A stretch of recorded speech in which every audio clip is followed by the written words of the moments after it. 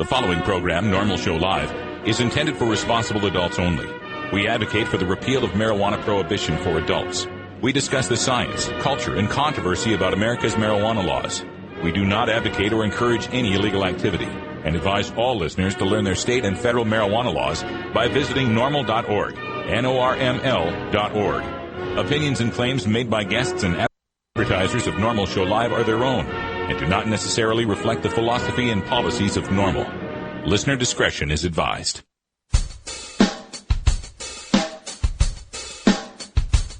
You take a seed, you plant it, you grow it, you dry it, you roll it, you smoke it. You take a seed, you plant it, you grow it, you dry it, you roll it, you smoke it, and it goes down smooth. Hey! Spanning the continent to bring you the truth about cannabis and marijuana law reform. I smoke pot and I like it a lot. From the promise of legalization. And I think we need to rethink and decriminalize our marijuana laws. To the agony of prohibition. One major responsibility is to encourage people to use less drugs. The National Organization for the Reform of Marijuana Laws presents Norml Show Live, Marijuana Nation. Now, here's your host, Norml's Outreach Coordinator, Radical Russ Belville. Good afternoon, tokers and tokettes, and welcome. It is Thursday, October 27th, 2011, and it's got to be 420 somewhere in the world. Thanks for joining us for show number 801. We're glad to be here joining you from Rolla J Studios in beautiful Potland, Oregon. Also joining us from our virtual studios in Grastoria, Oregon is our news editor, Cannabis Carrie. Hi, Carrie. Virtual Cannabis Carrie. That's right. How you doing? I'm doing great. I'm like that Simone character from the Al Pacino movie. There we go. Are you getting ready for Halloween this weekend? Oh, come on, Russ. Is this the first time you met me? That's true. I'm not a huge fan of Halloween. I have been eyeing all that candy, though. Oh, yeah. Candy. Getting ready to eat some of that. So there's no costume parties or anything like that you got to head off to? You know what? I've been invited to costume parties tonight. I think you're going to a party. I got an invite to that. Tomorrow night, Saturday night, and then Sunday night every year, my boyfriend's band has a big Hellorium Halloween party, which is a big costume party. You know, Megan Dabbs made the cutest Rasta-colored ballerina costume. Adorable. Oh, really? Rasta Yeah. ballerina. I like that. Tutu, a Rasta-colored tutu. That's great. I'm going to be reprising my Tim the Enchanter costume. Nice choice. I think I'll be talked into wearing it for Monday's show, too, because Herb Thrasher, he's coming to do the show tomorrow night, the rock show, and he says, are we painting our faces for the show? So I guess we're going to have to costume up. So nice. Enjoy that all this weekend on Halloween for your Norml Show Live and Norml Network shows. Now, Carrie brings us the headlines right after the first break. And what do we got in the news today? I do. Today, I have to say, two stories that I'm reporting on today I had a little bit of difficulty with, and I have to send some thanks out to Wiz Khalico for helping me frame them a little bit. They're really not stories about marijuana per se, but they are stories about prohibition. So I'll be bringing you those two stories. First up, though, I want to bring you the story of the first medical marijuana license that was issued in the nation yesterday. Very exciting. And then I'm going to end up with a story about a Canadian group of professionals that is working to legalize marijuana in Canada. All right. Looking forward to that. Let's get it legalized in the Great White North, eh? For today's Daily Toker Tunes, it's Groovin' Thursday, actually, and John Doe Radio will be bringing us some music, and I think we're going to be listening to some Wiz Khalifa today, so that'll be fun to check out. At 12:30 today is our Cops Say Legalized Drugs segment. We do this on the even Thursdays, the second and fourth Thursdays of the month. So in Cops Say Legalized Drugs, we're going to speak to James Gierach, who is a former Cook County prosecutor in the state of Illinois and the city of Chicago. So he'll have plenty of wisdom to impart on us on the drug war. And then at the end of the show, time for a radical rant. The Ron Paul fans have kind of raised my ire. You wanted me to talk about Ron Paul on the show? Okay, we're going to talk about Ron Paul on the show. Stay tuned. It's Norml Show Live. This is Norml Show Live, the voice of the marijuana nation. The law offices of Omar Figueroa would like to remind you to stand up for your rights. Please do not give up your precious liberties. There's nothing wrong with standing up for our constitutional rights, and in fact, it's the only way to honor the Constitution that gives us these precious rights. Treat law enforcement with respect and respect the Constitution by standing up for your rights. If you are detained or arrested, stand up for your rights by repeating, I respectfully invoke all of my legal and constitutional rights. I do not consent to any search or seizure. I want to remain silent, and I want to speak with my attorney, Omar Figueroa. Omar Figueroa has more than a decade of experience in federal and California courts and graduated from Yale University, Stanford Law School, and Trial Lawyers College. Please contact the law offices of Omar Figueroa at 415-489-0420 or 707-829-0215 or on the web at www.omarfigueroa.com. You are listening to PodSafe Music. Weedmaps.com. I'm Radical Russ from Norml. In my job as outreach coordinator, I travel every month, and when I'm on the road, I need a fast, accurate way to find the medical marijuana dispensaries in the area. So I turn to Weedmaps.com. Weedmaps.com has the best dispensary locator online or on your mobile device. Search by zip code or let Weedmaps find you, and in seconds you'll have the addresses, phone numbers, and customer service reviews for the medical marijuana dispensaries in the local area. Weedmaps.com also has a section devoted to helping you find a doctor who understands and recommends medical marijuana under your state's law. You can even check prices on the Medical Marijuana Stock Exchange. Coming soon, you'll even be able to find the listings of Norml attorneys and chapters, local head shops and grow shops, and the best weed-friendly businesses. Weedmaps.com has the information you need to be an informed cannabis consumer. Visit Weedmaps.com today, a proud sponsor of the Norml Network. Inhaling deeply of the sacred smoke.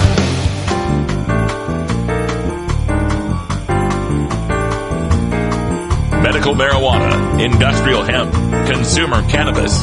It's time for this week's Norml News with Cannabis Carrie. With the thousands of medical marijuana dispensaries in our country, most of them had to get some kind of business license to operate a storefront.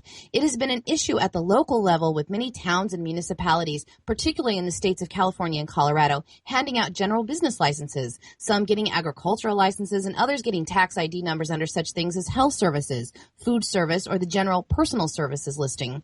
Last night in Denver, though, the first meeting of the Medical Marijuana Work Group met last night, and the very first state medical marijuana business license was awarded to Dr. J's owner, Tom Sterlacki, at the meeting.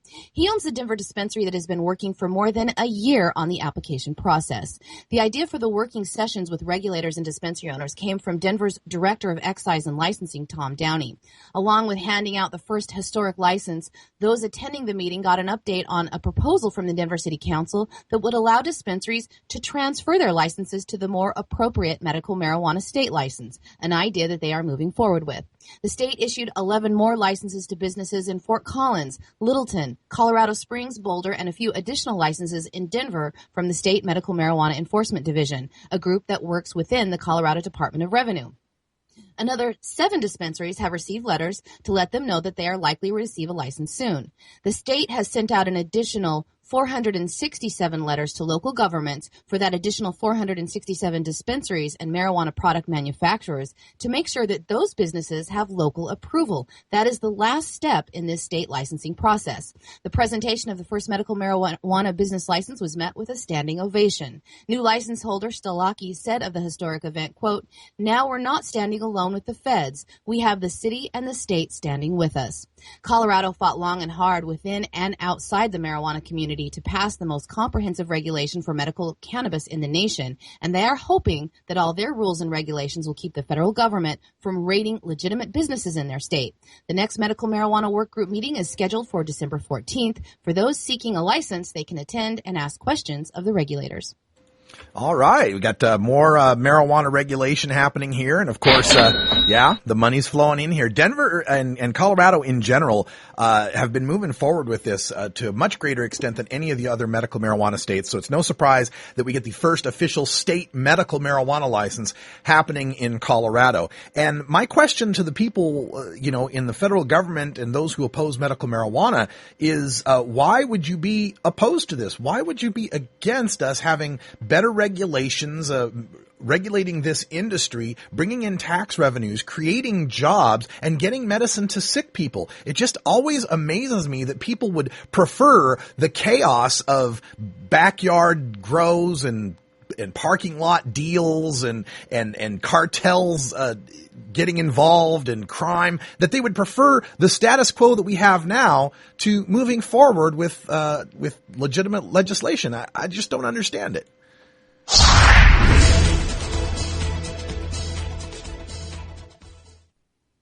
And a crime story that we're reporting on because it involves a marijuana growing operation. Baker County, Florida authorities raided a mobile home yesterday where they found a large marijuana cultivation grow setup. 29-year-old Troy Howell was charged with the cultivation of marijuana, but he was also charged with aggravated child abuse and kidnapping. Also in the trailer, his 18-year-old nephew was found chained in a room. The chain was to keep him from escaping and telling authorities about the growing operation. The chain went from the trailer axle under the floorboards and up around his neck. The young man also showed other signs of abuse, such as bruising on his neck, head, shoulders, and back. He had a bell to chime when he needed to use the restroom or if he was hungry. Authorities raided the grow when Howell's 13-year-old niece, who was also living in the home, told Baker County Middle School authorities about her situation in the house. There was also a 15-year-old nephew living in the trailer as well. It is unclear if the victim and the other teens were siblings or cousins.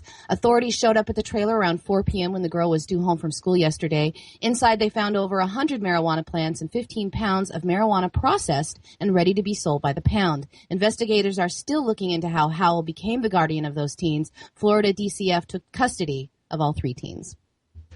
So we don't know how those teenagers got to be in this man's custody, but it wasn't through like foster care or anything like that? Did you? We don't know at that time, and even if they find that out, they might not release that due to privacy issues. Yeah, okay. Well, look, folks, this isn't a marijuana story. This is a story about a sick child abuser, is what it is, a sick criminal child abuser, and he would have been doing any crime he could do to make money, not have a legit job where people might keep a better eye on him.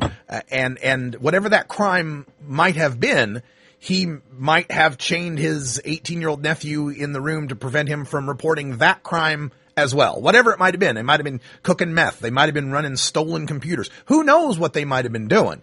But the fact is that since marijuana is criminal, and since its criminal prohibition boosts its profit margins so high, that's the crime he decided to get involved with. The least amount of effort and the least amount of risk, at least as far as, other sorts of criminal activities might go, because people who buy marijuana tend to want to buy marijuana, and they don't seem to worry about it being a stolen good that they might want to report to police. So by keeping marijuana prohibition intact, we provide an easy source of revenue for scumbag criminals like this who would chain up a young man and hold him hostage like some sort of slave here. This is just yet another reason why we want to legalize marijuana. Why give criminals something easy to be in control of, something easy for them to be able to make a profit off of? Let's put that back in the hands of legitimate businessmen, people who follow the laws, and then scumbags like this guy will bust them for whatever they end up doing in the future. But let's not try to blame marijuana for what's going on here. And in a second sad prohibition story, this is out of Texas this time. A trucker who lives in Missouri was stopped by a Texas state trooper yesterday, but before the trooper could find the marijuana that was hidden in the sleeper cab of his truck, the man decided to end his own life instead. Mason Burks was driving his tractor-trailer rig on US 59 near Lufkin, Texas, Wednesday morning when a state trooper stopped him for a commercial inspection. As Trooper Mike McLean stepped up to the truck window to speak with Mr. Burks, he heard a gunshot. As the trooper took cover and called for backup, several officers stepped up to the truck window to find that the 46-year-old with a clean record from Springfield was dead of a gunshot wound to the chest. After removing the body, they did find 603 pounds of marijuana in his sleeper cab. Yeah, another death because of marijuana prohibition, not because of marijuana itself. Guy's got a clean record. He's working as a trucker. Probably doesn't make a ton of money. Probably hurting in this economy like a lot of people are. We don't know his financial situation, but probably desperate if he's going to be getting involved with being the shipper of a 600-pound felony shipment like that through Texas, was it? Yeah. Yes, Texas, yeah, Texas. Through the state of Texas. Central Texas. Texas. Yeah, very dangerous place to be with 600 pounds of marijuana. So, once again, another death because of this prohibition. And and another situation where this guy could have found a job in the marijuana industry. If marijuana were legal, we might have a job for him instead of him having to, take on this illegal trafficking in contraband. It's just a shame, and no more people should have to die in the name of this prohibition on marijuana. It's just let's end this now and give people some hope in this world.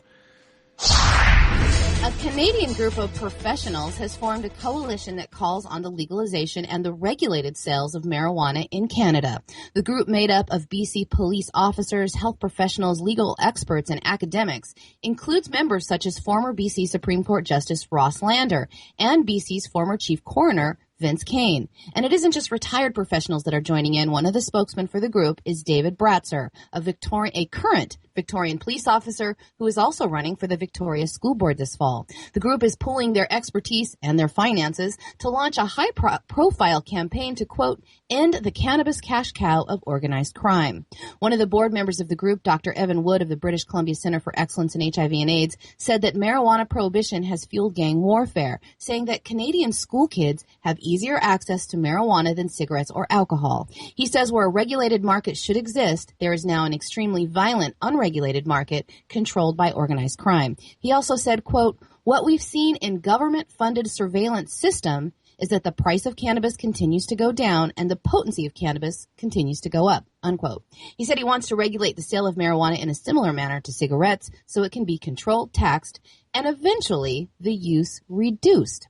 Former Justice Lander said that his 34 years on the bench taught him that prohibition is futile. Landers also told CBC News that prohibition obviously isn't working throughout North America, saying that marijuana is impossible to extinguish. The group also released the results of an Angus Reid poll that they had commissioned. The poll suggested that only 13% of British Columbians support keeping the current marijuana laws unchanged. That poll was recently conducted with a sample of 800 British Columbians and a margin of error plus or minus 3.5%.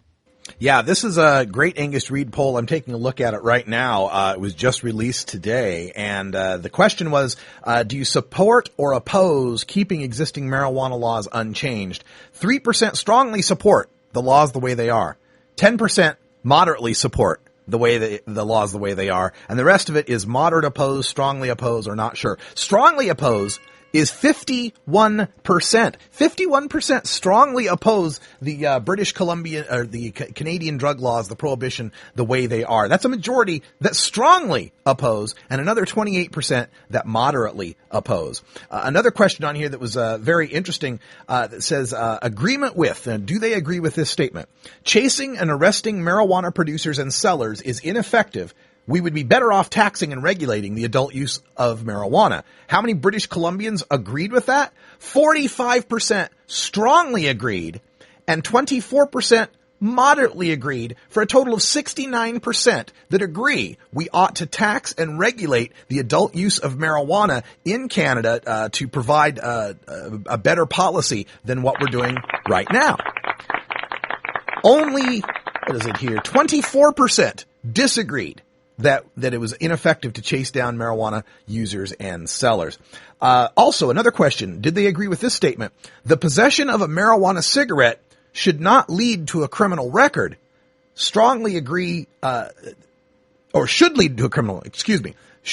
lead to a criminal record. Only 20% of British Columbians believed that it should lead to a criminal record if you're caught with a marijuana cigarette. Disagreement, strong disagreement, 59%. 18% moderately disagree. So again, 67%, 2 out of 3 British Columbians believe that marijuana should not lead to a criminal record. And another question here about the mandatory minimum sentences for marijuana-related crime. This is something Stephen Harper's trying to do up there in Canada, is to institute U.S.-style mandatory minimums that have made us the greatest jailer in the world. So do you support or oppose instituting strict mandatory minimum prison sentences for marijuana-related crime, including possession of 6 or more marijuana plants? Should there be a mandatory minimum sentence for that? There was only 39% support, 21% strong, 18% moderate, while there was 56% opposition to mandatory minimum sentence for grows over 6 plants. And finally, the possession of a marijuana cigarette should affect a person's ability to find and maintain employment. How many British Columbians agreed that getting caught with pot ought to make it tougher for you to get a job? Only 23%, less than a quarter, believe that your use of marijuana should affect your ability to get a job. Strong disagree, 51%. A majority of British Columbians strongly disagree that your use of marijuana should impact your job prospects. 21% moderately disagree, for 72% who think marijuana should not affect your job. That's the Angus Reid poll. We'll have a post on that at stash.norml.org. Check that out.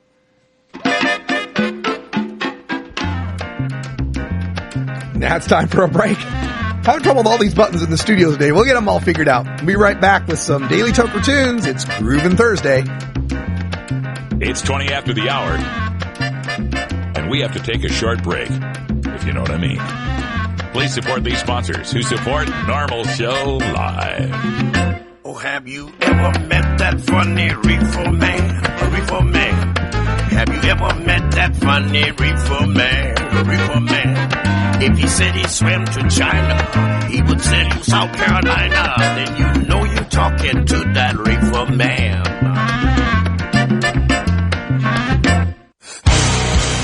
Starfish Designs, makers of the original Gandalf.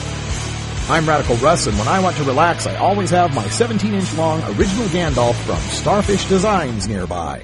The hand-blown borosilicate glass is strong and easy to clean, and the design is sleek and sophisticated.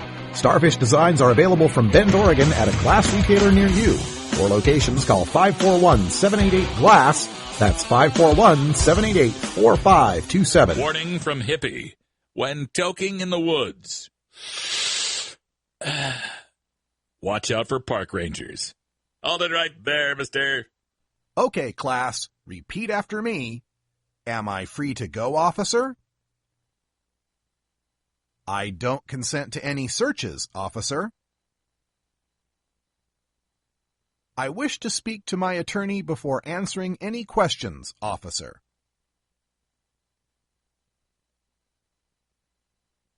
These 3 phrases may help your attorney keep your ass out of a jail cell someday. So memorize them and use them. Marijuana and alcohol are the 2 most popular recreational drugs in America. Marijuana smoking is non-toxic, relatively safe, and has a low risk of dependence. Alcohol drinking is potentially fatal, dangerous to society, and is quite addictive.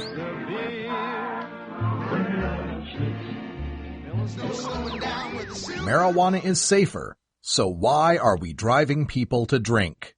That's the question of the new book, Marijuana is Safer, So Why Are We Driving People to Drink? By Paul Armentano, Mason Tvert, and Steve Fox. Visit Amazon.com or ChelseaGreen.com today to order your copy of Marijuana is Safer, or visit MarijuanaIsSafer.com.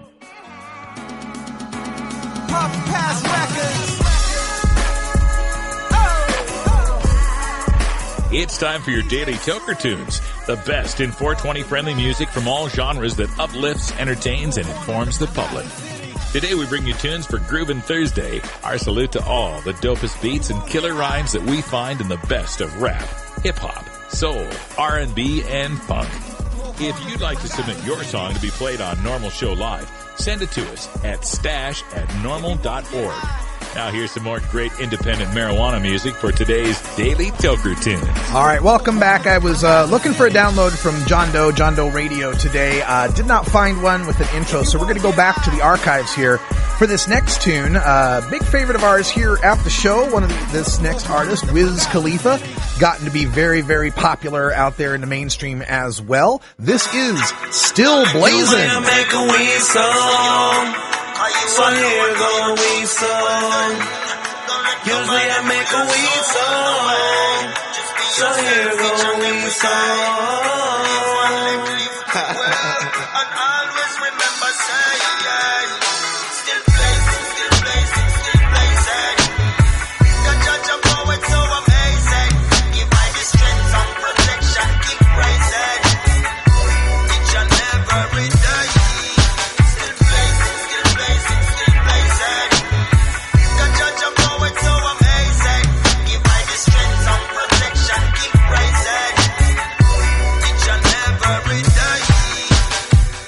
Why can't everyone just smoke like me?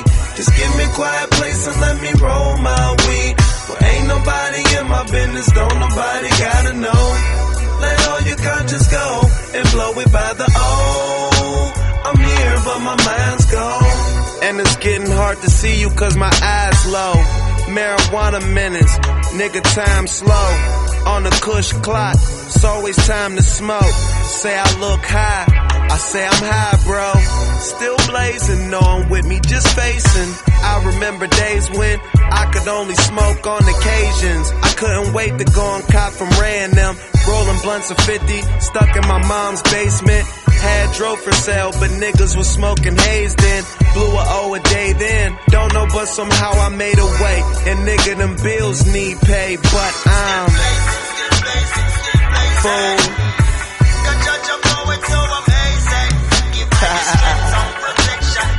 Believe that. Big ounces of kush, nigga. Yeah. And they go wherever we go. Yeah. Why can't everyone just smoke like me? Just get up out my face and let me roll my weed. Well, ain't nobody in my business, don't nobody gotta know. Let's all learn how to roll and blow it by the O. I'm here, but my mind's gone. 400 a zip, nigga, that's what I'm on. And I'm gon' re-up as soon as the file's gone. Smoking OG Kush from another time zone. As the smoke begins to pile on, wetting rags and putting bags over the fire alarm. You niggas styrofoam, lightweights. I'm on my 13th OZ, quite baked. You probably go to sleep, your throat might ache. You off that good weed, you need a nice break. See, I roll J's up all day and you won't have to put an eighth in. They saying it's amazing how I'm. That's Wiz Khalifa with Still Blazin' on your Daily Toker Tunes for Groovin' Thursday. I'm getting word from the chat room that John Doe is sick today, so that might explain why we didn't get a song. Got a bonus here for you. We're going to go to video from the High Times Medical Cannabis Cup and George Clinton.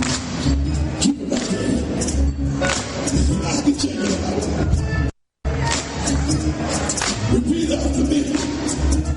Got that doo-doo, that doo-doo, got that shit, got that shit, got that doo-doo, got that doo-doo, got that shit, got that shit. We got that doo-doo, got that doo-doo, got that shit, got that shit, got that doo-doo, got that doo-doo, got that shit, got that shit.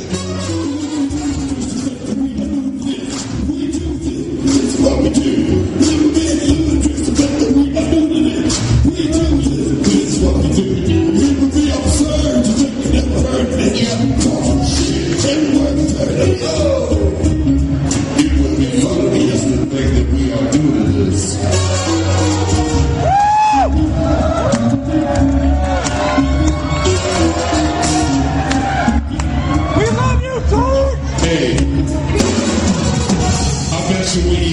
George Clinton was gonna be here, you invited somebody with rainbow colored hair, did you? But today you ain't gonna be that. So make it perfectly clear, this is the real George Clinton, y'all.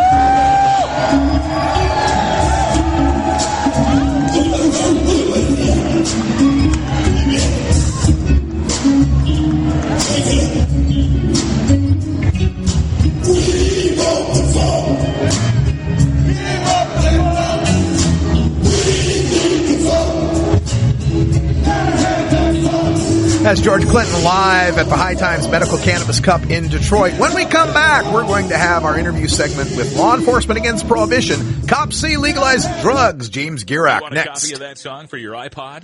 Check out the Daily Toker Tunes at the Stash blog by surfing to stash.norml.org and choosing Media and then Toker Tunes from the main menu. All right, guys, here we go. We've got the top 6 answers on the board. Name something that gets passed around. Chris. A joint. A joint? This is Norml Show Live, where a joint is always the right answer.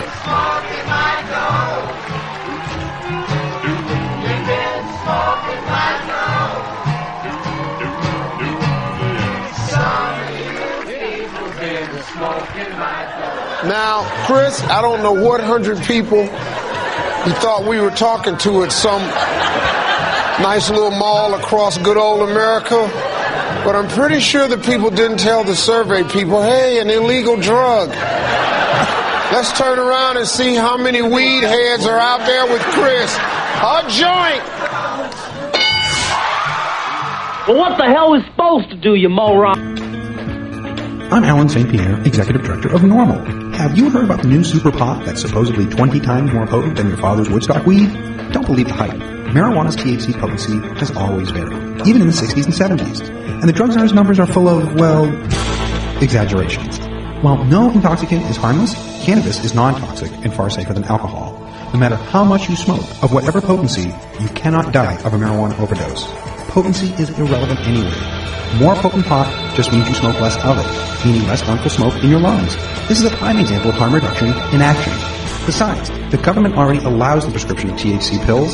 Its commercial brand name is Marinol, and it's 100% potent. Meanwhile, the federal government won't allow dying people to use natural marijuana, no matter what the potency. Does this make sense to you? Learn the facts about pot.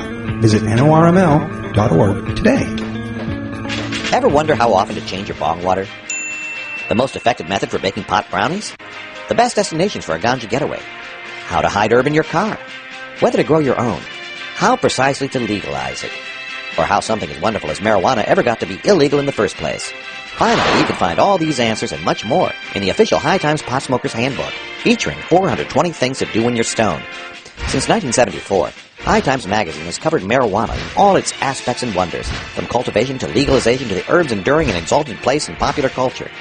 Packed with inside information, the official High Times Pot Smoker's Handbook rolls all of this collected wisdom together into a single indispensable ganja guide, including an entertaining look at marijuana's history, profiles of herb-friendly travel destinations and festivals, favorite potluck recipes from the High Times staff, smoking skills, advocacy and activism, essential marijuana movies and songs, profiles of famous cannabis strains, comprehensive growing information, celebrity endorsements, and much more. This is truly, finally, the ultimate guide to green living.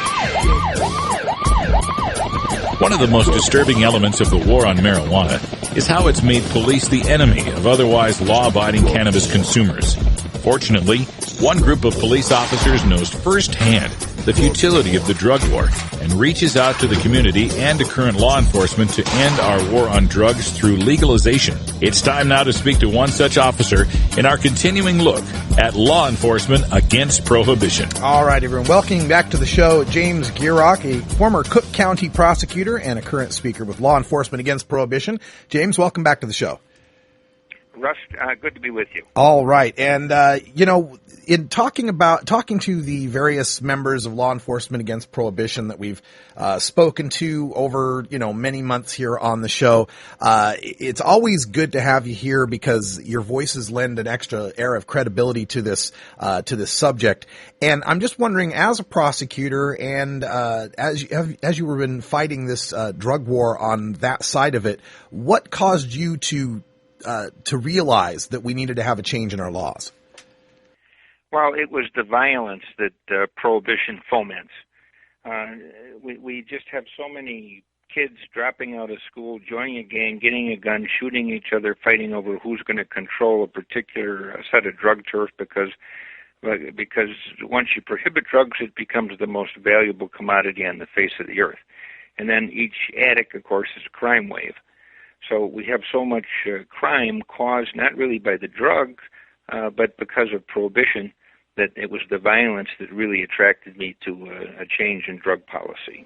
I think a lot of people are coming around to this notion as well. It's interesting. We kind of have a schizophrenic public on this issue because when we ask them in polls whether or not they think the drug war is working, they tend to say no in large numbers. But then when we ask them, well, should we, change our drug laws? Should we make drugs legal? They also tend to say no in large numbers. So it's kind of like we hate what we're doing, but we're afraid to change what we're doing. How do we break past that? Well, the people have been so indoctrinated with this just say no and let's get tough and crack down and build more prisons, show them who's boss, take back our streets, down with dope, up with hope, and all this sloganisming that it's hard for people to think. And the reason that we finally have their attention is because not only does the war on drugs not work, it's the most effective way to put more drugs of every type, uncontrolled and unregulated, everywhere. So they can see that it doesn't work by these seizures of drugs by the ton, and it makes no difference in the availability of the drug. But they can also see that really the war on drugs is the heart of nearly any crisis they're complaining about. The problems with guns and gangs and crime and prisons and the cost of those things, so the taxes and then the deficits. We can't pay our bills and health care with people in the drug trade with bullet holes in them who are uninsured because you don't get insurance when you're in that business. We've got trade imbalance. We fund terrorism. So we corrupt the kids. We corrupt the police. We've got the bad guys and the good guys on the same side of the line of scrimmage in this drug war, both in favor of the drug war because the good guys are getting fed by the drug war with jobs and contracts and prison building and advertising money for TV and radio, just as the cartels and the street gangs are getting fed by prohibition that makes something that grows on a plant the most valuable commodity on the face of the earth.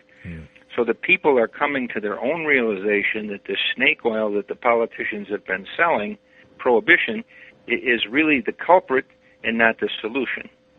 Very well put.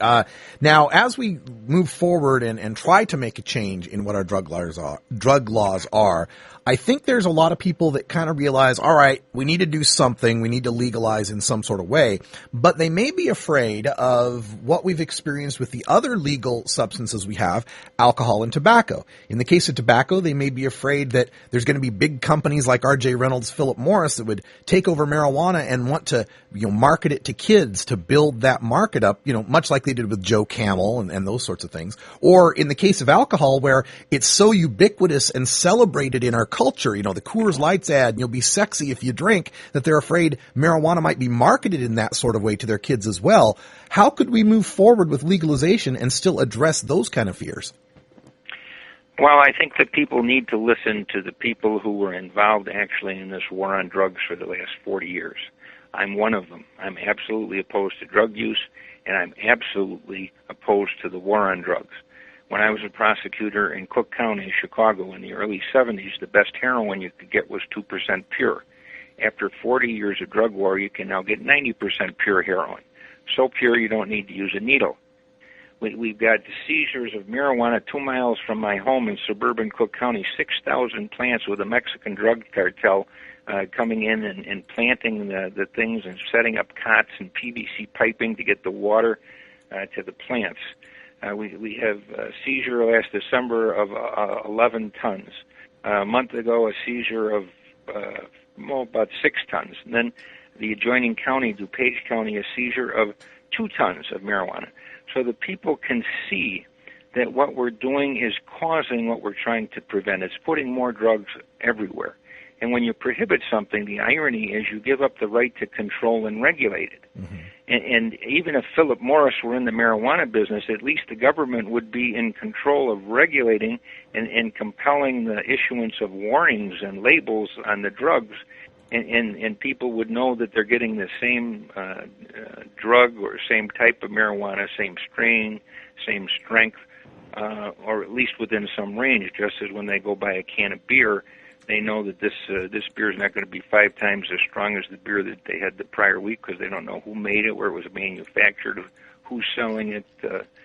We can have rules and regulations about where marijuana, for example, would be sold, requiring licensing, a fixed place of business. You got to be of a certain age to buy it. So the people need to come to the realization that control and regulation is better than prohibition of something that people want and are using. All right. We're speaking with James Gierach from Law Enforcement Against Prohibition, a former Cook County prosecutor. And that addresses one side of it, the fact that we have the control over the purity and the potency and all of that. But again, I think that marketing angle might frighten some people with the idea of the Budweiser frogs and the scantily clad girls selling pot on, magazines and such. Advertising should be banned. In my opinion, there should be no advertising of any of these substances. Mm-hmm. Right now, we're putting anti-drug advertising on TV and paying the radio and television, newspapers and magazines $400 million a year to put anti-drug advertising on. And people need to realize when you put an anti-drug ad on, it's first and foremost a drug ad. Exactly. Well, there's a very famous neuroscientist named George Lakoff who says, "Don't think of an elephant. The minute you say something, you're actually bringing that up in people's minds." Sure. I mean, we created a glue sniffing epidemic. Nobody ever heard of it, and some kids accidentally come across the problem when they're building an airplane in a room that's too small, and the toluene that's in airplane glue, the kids got dizzy and lightheaded, and they end up in the emergency room. A couple of newspaper reporters get hold of it. They write a story. They interview the emergency room people. They interview the neurologist. This is going to destroy their brain, and it's terrible for the nervous system. It really is. But the attention that was generated by those couple of articles within 2 years had turned glue sniffing into a national epidemic where before it was unheard of. But now they had city councils passing ordinances to put the glue up behind the counter. You can't buy without your parent. The same kind of thing we're doing with Sudafed now. Mm-hmm. So we created the epidemic by the exposure we gave to the thing we were trying to prohibit. Is that now? Would that be similar to what happened in the mid '80s when I was growing up? I remember crack being, the president coming up with a bag of crack on TV, saying, "This is the new Coke. It's so potent. It'll get you so high." Well, I guarantee you that did not help. Yeah. The advertising does not help. But the other problem with crack cocaine is the most efficient means to get a drug to the brain is through inhaling it. And so, I mean, if somebody's a smoker of tobacco and they don't smoke for, a few hours, and then they take a drag on a cigarette, that first puff, I mean, it'll hit their brain like a cement truck, and they'll even feel woozy until their body can try and accommodate and get them back to some semblance of normality with the nicotine in their body. So the part of the crack problem was the means of ingestion. It's really the same as powdered cocaine chemically. Right. Cocaine is cocaine. It's the delivery method. James, I did want to address a talking point that I hear from the drug czar and from other law enforcement who are opposed to legalization of in my specific topic, marijuana. And when they refer to the Mexican cartels, they say, well, these guys aren't Boy Scouts. If we legalize pot, why, they would just traffic harder drugs and do more other crimes. What about this notion that for some reason we keep drugs illegal to, I guess give criminals something to do? Well, there's no markup on any other type of crime like there is a markup on something that grows on a plant. We take marijuana that grows in the ditch. You can't kill it any more than you can prohibit dandelions. You can outlaw dandelions. I wish they would. You can outlaw marijuana, but you can't make them go away, which is why Scotch thrives. We try to kill the things. You can't make them go away. So we outlaw and we prosecute these drug things by the gram, but we seize it by the ton. I mean, anybody with an ounce of brains is realizing we're going to go broke trying to do what we've been trying to do. Yeah. So and then the crime and the violence in Mexico. I mean, we've got just 46,000 people killed down there since the United States started supporting Philip Calderon's war on drugs, particularly marijuana. The cartels in Mexico produce 60% of their money is coming from marijuana, an innocuous substance less harmful than alcohol. And as a consequence, we've got tremendous amounts of drugs. It's an estimated 21,500 metric tons of marijuana was produced in 2008, according to the U.S. Justice Department Center on Drug Intelligence. And 21,500 500 tons, metric tons, and so we seize a ton or 10 tons. It's absolutely insignificant. And then because of the prohibition and the increased artificial value of marijuana, the largest cash crop in the United States is marijuana. So, I mean, it's just, anybody with an ounce of sense of brains is going to realize that we're shooting ourselves in the foot over and over, and we can't pay the bills, and it makes these substances more dangerous instead of controlling and regulating them. What happens to our law enforcement employment when we do finally come around and come up with sensible drug policies that regulate them? Will we need less cops, or will we keep the same number of cops and just have them actually solve real crimes? Well, if in fact we have too many, and I know there are many people in Chicago who say we don't have enough, we through attrition, through retirement and so forth, would be able to wean back the numbers. But the problem is, because we're spending so much time on the drug crime, we don't have time to solve homicides. The solve rate on homicides has dramatically tumbled from what it was decades ago.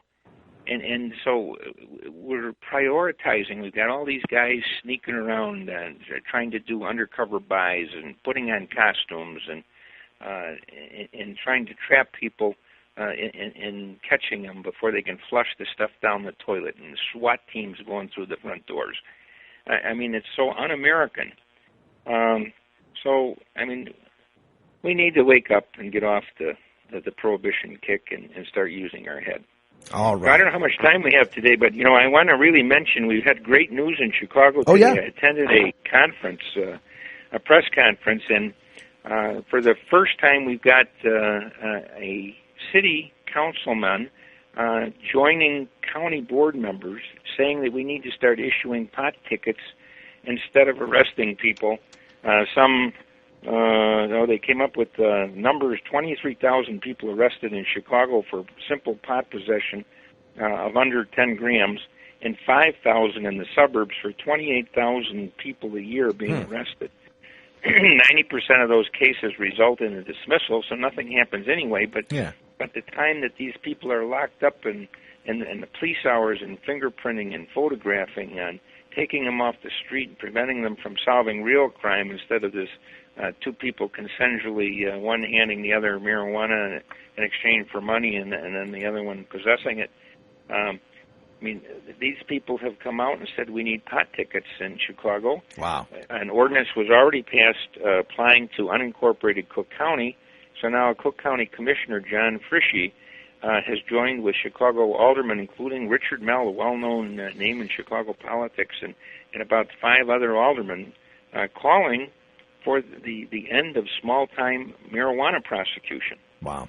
And they estimate that the savings would be in the tens of millions of dollars a year. And Chicago, like all major metropolitan areas, have huge problems with the payment of the bills. Yeah, that's great news. I'm so glad to hear that. Sounds like, they're following on the heels of this New York Police Department trying to change their ways as far as policing minor marijuana crime. So thank you for bringing that to us. James Gierach, who is a former assistant state's attorney of Cook County and Cook County prosecutor, thank you so much for joining us, and I want to encourage everyone to check out leap.cc or copsaylegalizedrugs.com for more info. Glad to have you here, and we hope you come back again sometime. Thank you very much, Russ. All right. When we come back, the Ron Paul fans asked for it. We're going to talk about the representative from Texas and his bid for the presidency right after this. Hey, tokers and tokettes, this is Radical Russ from Norml Show Live. We're proud to be the voice of the marijuana nation and proud to have you on our team. Now, you can represent NSL in your own Norml Show Live gear from handmadeapparel.biz. Adam Hand of Handmade Apparel is one of us and a huge supporter of our show. He's designed the classic blockhead line of NSL shirts, hoodies, hats, and more. Worn by Radical Russ, Cannabis Carry, and Ganja John on the show and at live events, the designs feature their iconic logos and the "It's Got to Be 420 Somewhere in the World" tagline. Proceeds directly benefit Norml Show Live and HandmadeApparel.biz, one of our community's strongest supporters. You can also get your Cannabis Cure UK, Ganja John Show, Irie Island Hour, and more gear from the Norml Network at HandmadeApparel.biz.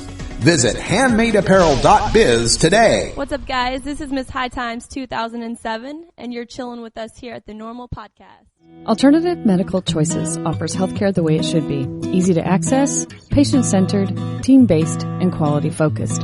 We offer a variety of natural, affordable healthcare treatment options like primary care, group acupuncture, massage, and assistance with OMP registration. As a patient, you will have a team of experts working with you to make you the best you can be. Call Alternative Medical Choices at 503-288-5579 or check us out on the web at altmedchoices.com. You want answers?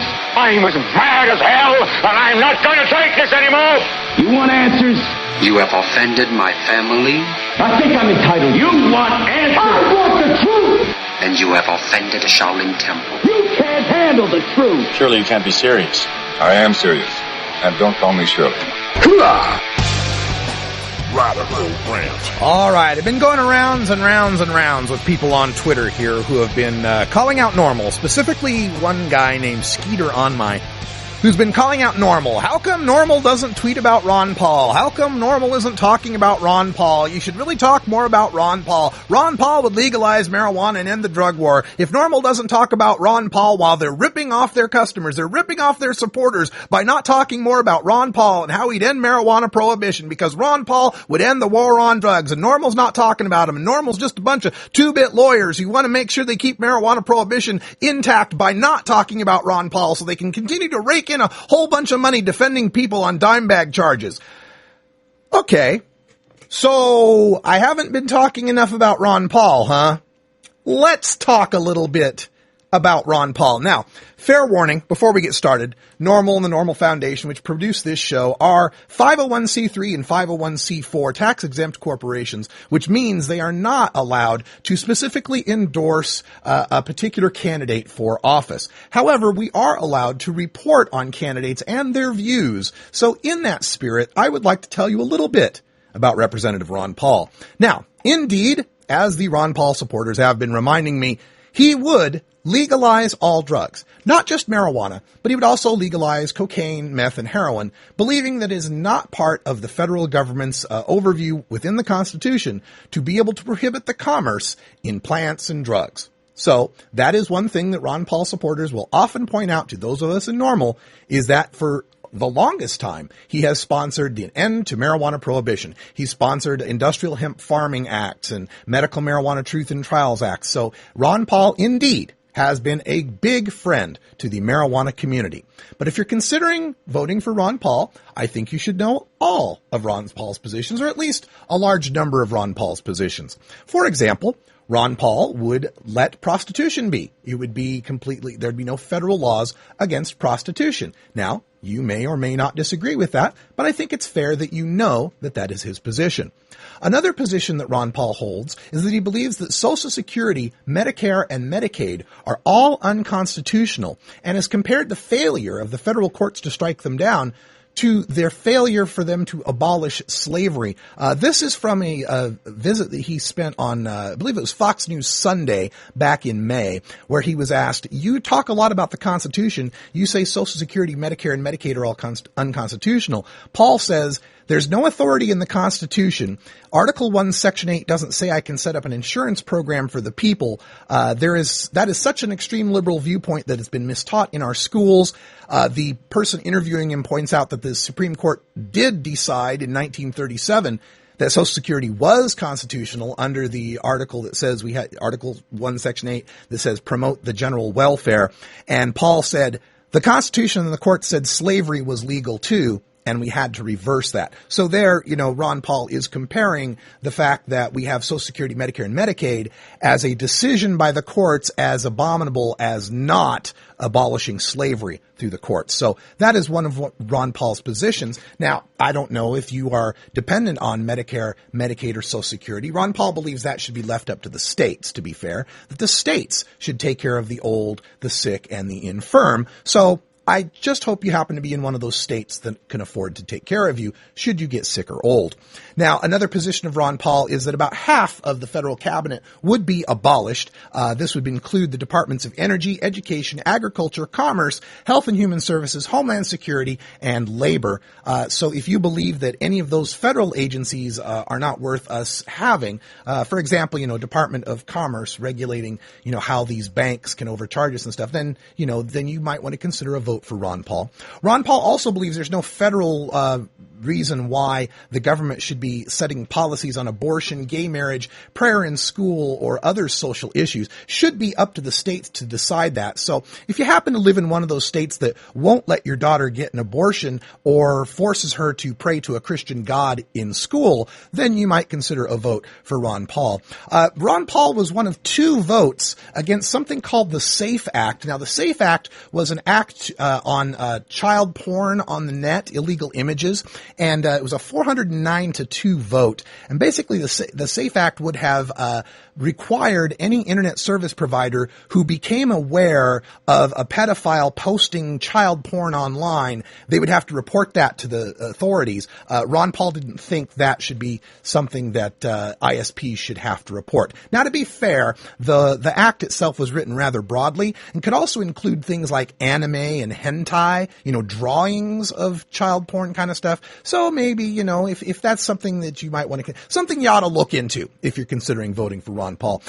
If Ron Paul had been president this past year, we wouldn't have sent SEAL Team 6 into Pakistan to kill bin Laden. Ron Paul was a very strong proponent of working with the government of Pakistan, figuring we could cooperate with them and they would help us to deal with bin Laden. Pakistan, the country that was holding bin Laden in a secured compound, $20 million compound that was just blocks away from, the country's military academy, like West Point of Pakistan. So I'm sure they probably would have cooperated with us eventually. Also, if you're considering voting for Ron Paul, also understand that he opposes federal antitrust legislation. Now, antitrust legislation, that's where, it prevents monopolies. It prevents one company from owning everything and having no competition. He believes that can be protected by the concept of the voluntary contract. If we just let businesses be and don't have regulations on them, the invisible hand of the marketplace will make sure that they don't aggregate all their wealth and power into one large company to control that market. They'll just do it out of their own best interests.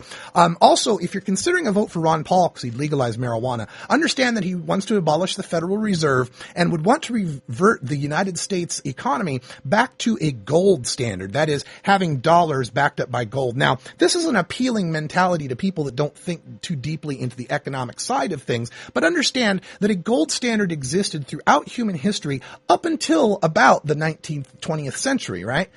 Gold was used as the standard, and history was plagued by series of economic turmoils based on the fact that stuck to a non-fiat currency, banks and governments aren't able to deal with the rapid fluctuations in the market and unemployment. So if you want even bigger boom and bust cycles, you might want to consider a vote for Ron Paul. Another thing that he's got a problem with is the EPA, Environmental Protection Agency, that keeps to make sure that we have clean air and clean water and things like that, it's not really, they should be abolished as well, and feels that if we just let the market decide and enforce private property rights, that's what will eliminate pollution, right? That big company will, send out a bunch of air pollution, and then the other companies will want to punish them for polluting the air, and the market will work it all out. It'll all be fine. Don't worry about it.